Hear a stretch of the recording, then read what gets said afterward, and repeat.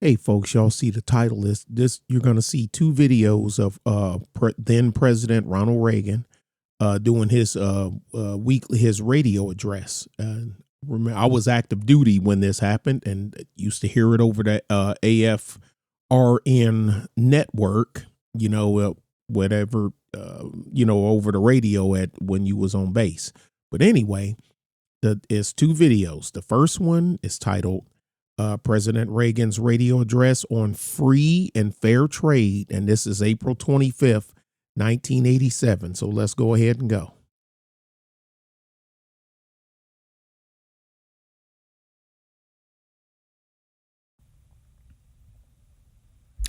My fellow Americans, Prime Minister Nakasone of Japan will be visiting me here at the White House next week. It's an important visit because while I expect to take up our relations with our good friend Japan, which overall remain excellent, recent disagreements between our two countries on the issue of trade will also be high on our agenda. As perhaps you've heard, last week I placed new duties on some Japanese products in response to Japan's inability to enforce their trade agreement with us on electronic devices called semiconductors. Now, imposing such tariffs or trade barriers and restrictions of any kind are steps that I am loath to take. And in a moment, I'll mention the sound economic reasons for this, that over the long run, such trade barriers hurt every American worker and consumer. But the Japanese semiconductors were a special case. We had clear evidence that Japanese companies were engaging in unfair trade practices that violated an agreement between Japan and the United States. We expect our trading partners to live up to their agreements. As I've often said, our commitment to free trade is also a commitment to fair trade. But in imposing these tariffs, we were just trying to deal with a particular problem, not begin a trade war. So next week, I'll be giving Prime Minister Nakasone this same message.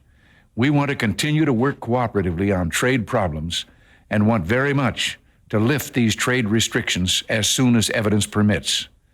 We want to do this because we feel both Japan and the United States have an obligation to promote the prosperity and economic development that only free trade can bring.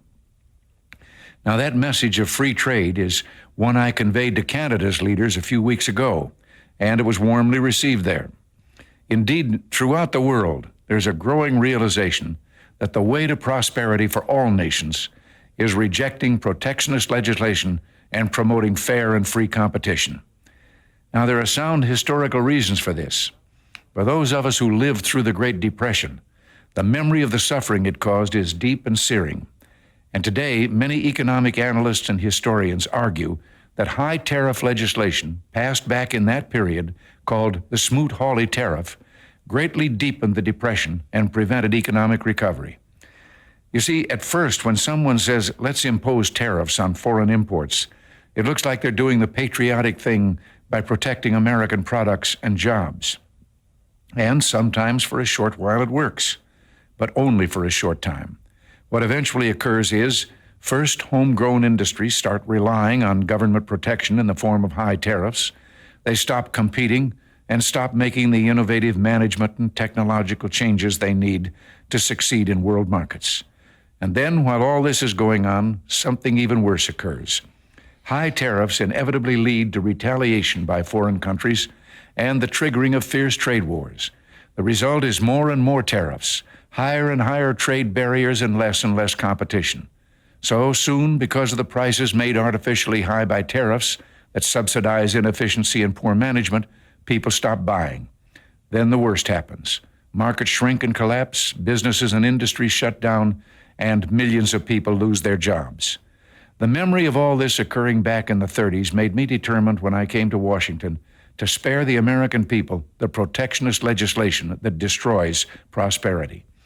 Now, it hasn't always been easy. There are those in the Congress, just as there were back in the 30s, who want to go for the quick political advantage, who risk America's prosperity for the sake of a short-term appeal to some special interest group, who forget that more than 5 million American jobs are directly tied to the foreign export business, and additional millions are tied to imports. Well, I've never forgotten those jobs, and on trade issues, by and large, we've done well. In certain select cases, like the Japanese semiconductors, we've taken steps to stop unfair practices against American products, but we've still maintained our basic long-term commitment to free trade and economic growth. So, with my meeting with Prime Minister Nakasone and the Venice Economic Summit coming up, it's terribly important not to restrict a president's options in such trade dealings with foreign governments. Unfortunately, some in the Congress are trying to do exactly that. I'll keep you informed on this dangerous legislation because it's just another form of protectionism, and I may need your help to stop it. Remember, America's jobs and growth are at stake. Until next week, thanks for listening and God bless you. Okay, and now for the second one, which was the following year, in March 1988, where it was, so it's just a month away from being a year, because the first one was April 25th, 87, and this one's March 12th, 1988, titled, it's the address on international trade. Now, pay attention to the update, if you will.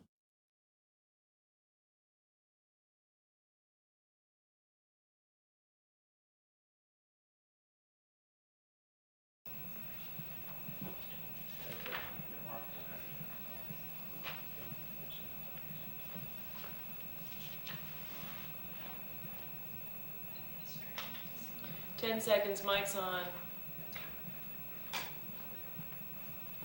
5 minutes, 49 seconds. My fellow Americans, I'd like to talk to you today about our nation's trade policy. I can't think of a recent economic issue that has generated more heat and less light, yet has more importance to our long-term national interest than trade. Throughout the 7 years I've been in office, professional doomsayers have latched onto one issue after another as evidence of an American decline.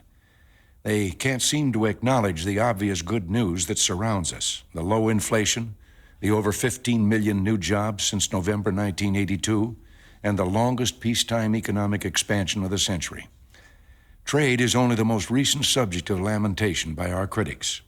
For them, our trade deficit is an excuse for getting the government more involved in private business decisions. They say that Americans can't compete with foreign workers, so we should slow imports by erecting protectionist trade barriers. As usual, the doom merchants are wrong. The U.S. economy remains the most dynamic and exciting one on the globe. Our entrepreneurs, our can-do spirit, and our economic freedom are the envy of the world. The pessimism used to justify protectionism is totally unfounded. Let's clear up a few myths. First, the trade situation is improving far more quickly than people realize. Economists may disagree on the impact of the trade imbalance, but there is no disagreement that there has been a remarkable turnaround in the real trade deficit. Since the third quarter of 1986, the merchandise trade deficit in real terms has declined 18%. And over the past 15 months, the volume of exports has grown over 4 times as fast as the volume of imports. Clearly, we are in an export boom. American industries, particularly manufacturers, are setting records. Unfortunately, there's a threat to all this good news. I'm talking about the trade bill pending in Congress. Adopting protectionist measures and starting trade wars now would be like closing the barn door just as the horse is trying to get back in. The best way to keep our exports growing is to keep international trade expanding. And that brings me to another myth, that Congress can pass a law that will reduce the trade deficit without destroying our prosperity. Legislation can reduce a trade deficit only if it reduces economic activity. If people are not working, they're not trading. We had a trade surplus and 25% unemployment in the Great Depression.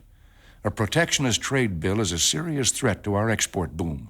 It's a serious threat to the millions of American jobs that depend upon international trade. It is filled with scores of provisions that are protectionist and defeatist. My veto pen is ready if the final bill remains anti-trade, anti-consumer, anti-jobs, and anti-growth. However, the administration is willing to work diligently with Congress to produce a bill that would increase our international competitiveness and complement our efforts to promote trade, exports, jobs, and productivity, not stymie them. All those working on the bill should take a deep breath, take another look at the trade outlet, and work together in a constructive spirit. It is still possible to write a bill that I can sign. Indeed, I'm encouraged by reports on the status of the trade bill negotiations. The conference committee working on the final draft of the bill has already eliminated a number of troublesome provisions, including illegal quotas, budget-busting giveaways, and protectionist measures. Many objectionable provisions remain, including proposed procedural changes in the law, but I'm hopeful that in the next phase these will be jettisoned. Only wholesale elimination of many of the existing items will produce a bill I can sign. Regardless of whether I sign trade legislation this year, we will continue our free and fair approach to trade policy. We will challenge unfair trade practices of other countries in order to achieve a level playing field for American industries. We will negotiate to knock down trade barriers on a bilateral or multilateral basis. In that regard, we will seek early enactment of the U.S.-Canada Free Trade Agreement and push for concrete progress in the upcoming Uruguay round of trade negotiations. Finally, we will continue to coordinate economic policies with our major trading partners, thereby helping to maintain a favorable international climate for trade expansion. America's open market is its great strength, not its weakness. International trade has helped bring unparalleled prosperity to the American people. It would be a tragic mistake to surrender to doubt and defeatism just when our prospects are looking so bright. I have confidence in America, and I'm sure you do too. Until next week, thanks for listening, and God bless you. Oh, and the NSF, in case somebody want to know the NSF Thurmont on his hat. That's Camp David. That most people don't know. The official name is Naval Support Facility Thurmont, and it's in Maryland. That's where Camp David. That's the presidential retreat. Anyway, there you go, folks. There it is. There's some other ones in here, but it's I'd pick the most pertinent ones that to fit what we're dealing with now, even though back then there was no digital digital world of sharing data and information and all that it didn't exist. We didn't have that. And I still tell people, I still say, in my opinion, we say was the greatest invention that impacted the world in the past 100 years. Of course, people say air flight, and, cargo ship, trade, travel, well, we already had electricity, but you know what I'm saying? I say it's the internet.